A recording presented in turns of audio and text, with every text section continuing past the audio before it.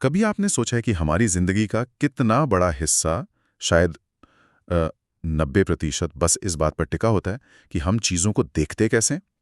हम अक्सर बाहर की दुनिया बदलने में लगे रहते हैं, लेकिन हजारों साल पहले वो लाओ त्सु कह गए थे, अगर आप अपने मन को सही कर लें तो बाकी का जीवन अपने आप व्यवस्थित हो जाएगा। सुनने में कितना सरल लगता है, पर करने में इसी गहरी बात को मतलब आज के ज़माने के लिए फिर से जिंदा किया है डॉक्टर वेन डायर ने। उनकी वो मशहूर किताब है ना, change your thoughts change your life. ये किताब लाओ त्सु के ताओ ते चिंग की जो प्राचीन बुद्धिमत्ता है, उसको हमारे आज के तनाव, भाग दौड़ और उलझनों के बीच एक राह दिखाने वाली रोशनी की तरह पेश करती है। आज हम जिस सामग्री पर बात कर रहे हैं वो असल में डायर इंटरप्रेट्स लाओ Tzu thoughts and peaceful living शीर्षक वाले कुछ अंश हैं। इनसे हमें डायर के नज़रिए की एक खास झलक मिलती है कि कैसे उन्होंने लाओ त्सु के उस कालातीत ज्ञान को समझा और हमारे लिए मतलब आसान बनाया। तो आज हमारी इस गहन चर्चा का मकसद साफ है, ये समझना कि कैसे सिर्फ अपनी सोच की दिशा बदलकर हम अपने जीवन में वास्तविक शांति और सकारात्मक बदलाव महसूस कर सकते हैं। क्या ये वाकई मुमकिन है? हाँ, बिल्कुल मुमकिन है। और वेन डायर इसे सिर्फ एक किताबी सिद्धांत की तरह नहीं देखते थे, जैसा आपने कहा। वो खुद एक बेहद प्रभावशाली प्रेरक वक्ता और दार्शनिक थे। और उन्होंने इस ज्ञान को आत्मसात करने के लिए एक बहुत ही असाधारण काम किया। उन्होंने ताओ ते चिंग के हर एक छंद, पूरे 81 छंदों पर मनन करते हुए, उन्हें जीते हुए पूरा 1 साल बिताया।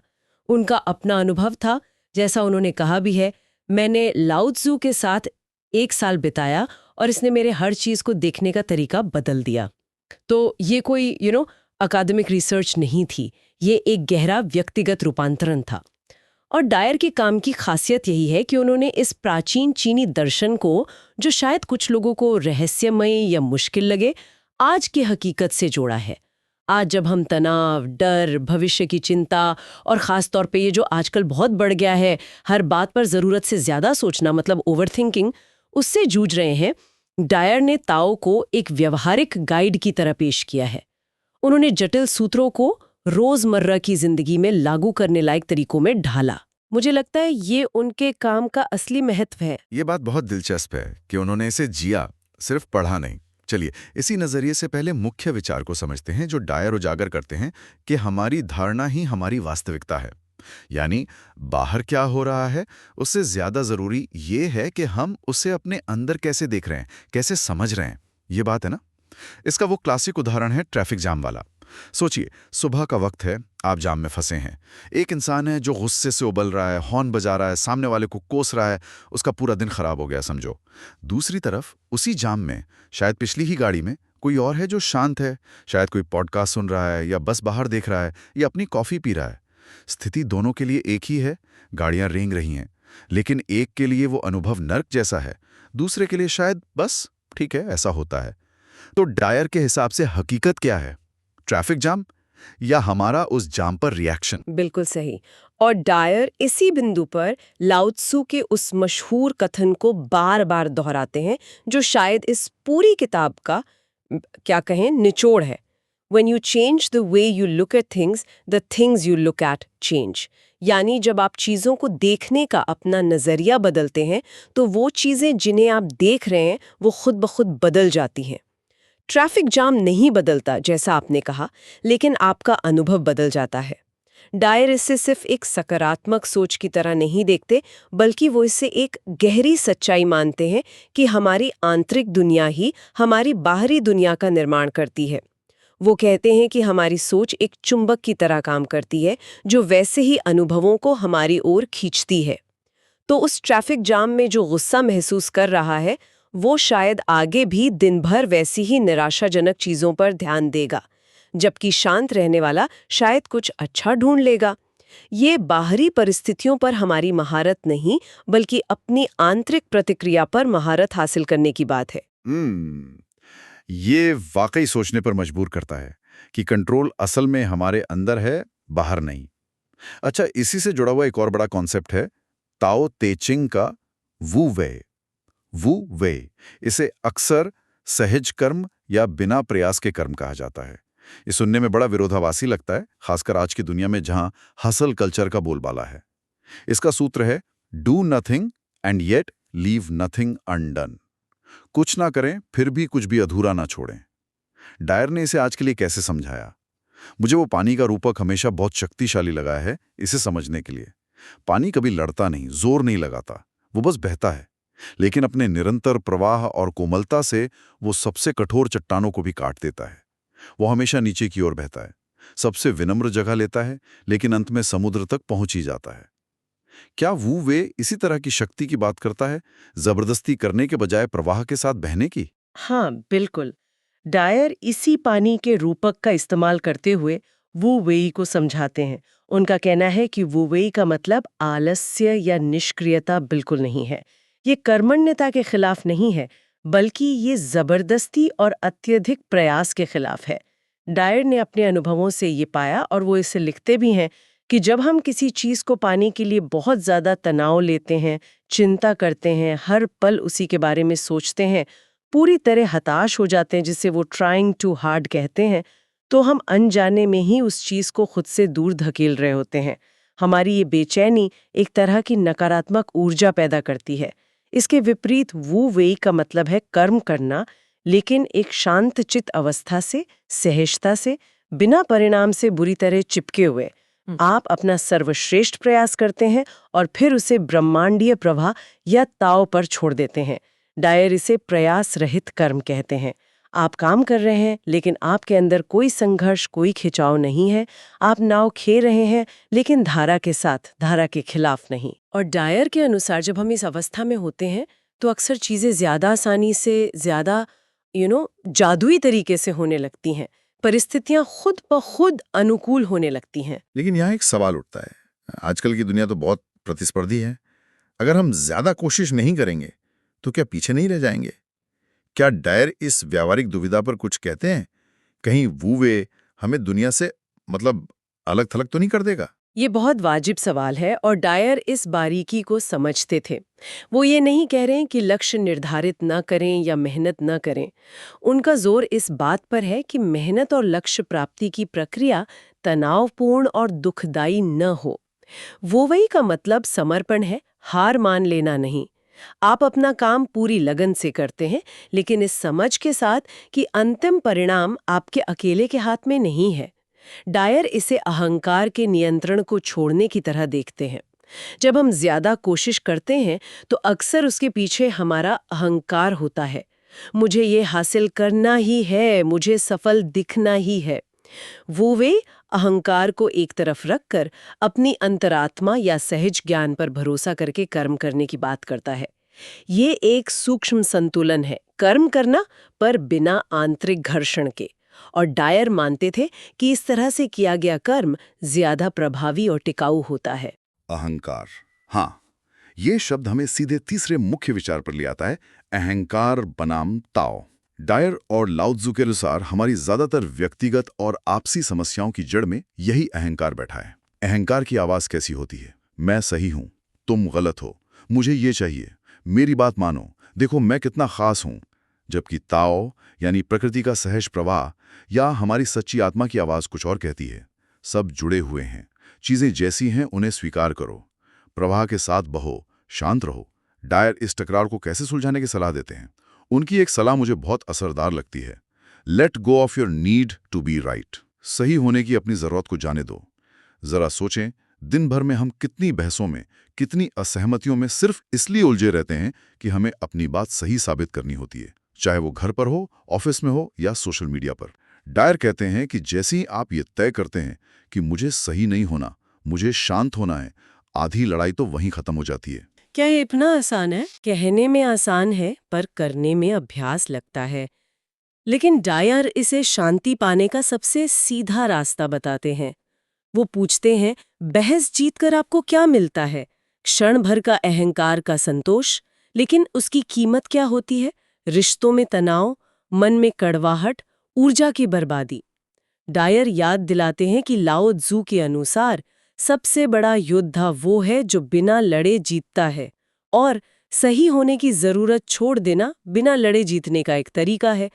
इसका मतलब ये नहीं कि आप अपनी राय न रखें या अन्याय सहें। इसका मतलब है कि आप अपनी पहचान को, अपनी शांति को इस बात से न जोड़ें कि दूसरा आपकी बात मान रहा है या नहीं। आप अपनी बात शांति से रखते हैं और फिर परिणाम पर आसक्त नहीं होते।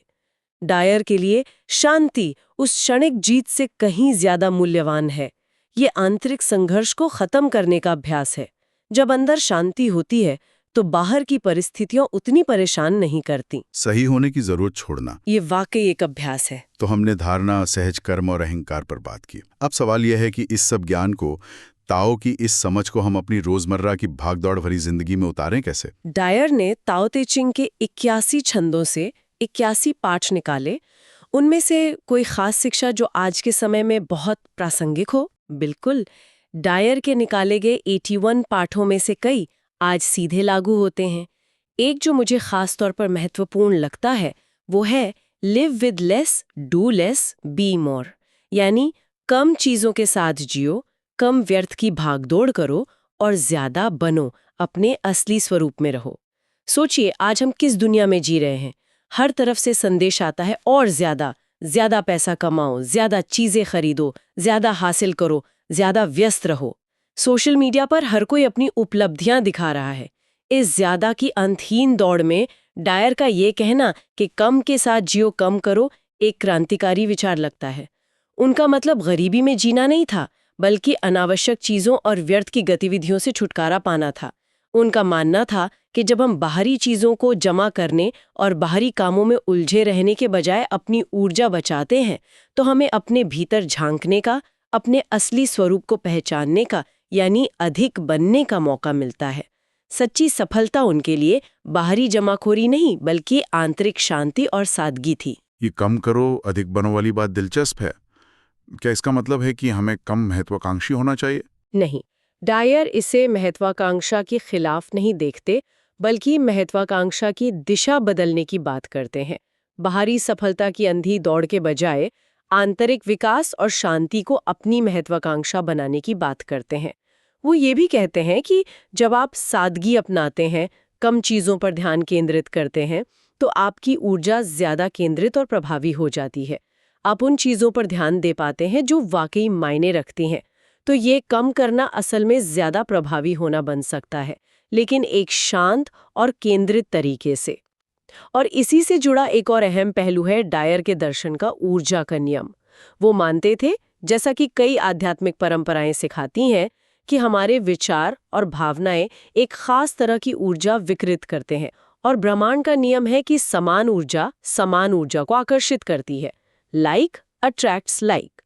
अगर हमारे मन में लगातार डर, चिंता, कमी या आलोचना के विचार चलते रहते हैं, तो हम अनजाने में वैसी ही परिस्थितियां और लोगों को अपनी ओर खींचते हैं। डायरों को बदलना सिर्फ मूड ठीक करने का तरीका नहीं था, ये अपनी वास्तविकता को बदलने का एक तरह का विज्ञान था।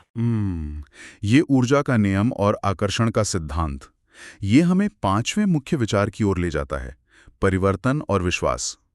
डायर ने अपनी जिंदगी के आखिरी सालों में इस पर बहुत जोर दिया। उनका एक बहुत गहरा कथन है जो उनके अपने रूपांतरण को दिखाता है। I am no longer driven by desire, I am drawn by spirit. मैं अब इच्छाओं यानी अहंकार की अंतहीन मांगों से प्रेरित नहीं होता, बल्कि मैं आत्मा या ताओ या जीवन के सहज प्रवाह से खिंचा चला आता हूं।